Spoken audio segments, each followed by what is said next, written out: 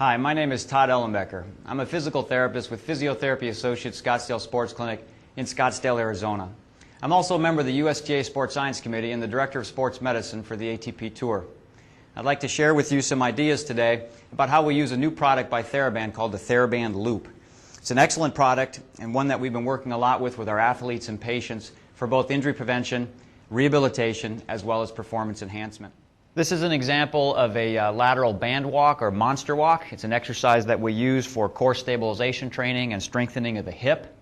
In this case, we put the Thera-Band Loop around Chelsea's ankles, and we're going to ask her to stand kind of assuming an athletic posture, a little bit of flexion in the knees, looking upright here. We don't want her to be looking down at the ground. We don't want her bending over at the waist.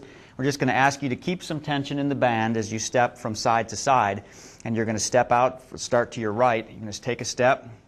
Keep a little tension in the band, exactly. Just keep going back and forth. And this is a exercise, again, that we would use with athletes and with patients in training, particularly for core and hip stabilization, focusing mainly on the gluteus medius. There's a lot of variations that you can do with this exercise, such as adding a tennis racket if they're a tennis player, or dribbling a basketball if they're a basketball player, really only limited by your creativity. This is a quadruped exercise that we use during shoulder rehabilitation, and one of the primary applications is for scapular stabilization. And in this particular exercise, we have Chelsea starting in a quadruped position on her hands and knees. We have the Thera-Band Loop right at the wrists, and we have her positioned with her weight, upper body weight, directly over her hands. We want her to be looking just slightly ahead of her hands so that she's not extending the neck too much and putting undue pressure on the cervical spine.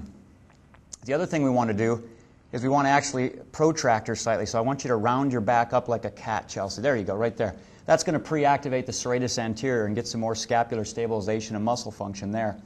What I'm going to ask you to do now is I want you just to step with your left hand over here, keeping some tension on the band, and then move the right one right next to it. Good. Now back the other direction. So the loop provides some extra resistance to the scapula and the shoulder musculature as she does this exercise. So let's go back and forth, Chelsea, just a couple of times showing them how that works. Very good. Some of the markers that I'm looking at during this exercise is to see if there begins to be excessive winging or prominence of the scapula during the exercise. This would indicate that perhaps the intensity of the exercise may be too much, or that she doesn't have an ample amount of muscular strength to perform the exercise properly. I also, again, want to make sure that she's not putting her neck into extension and straining the upper trapezius and other muscles in the cervical spine.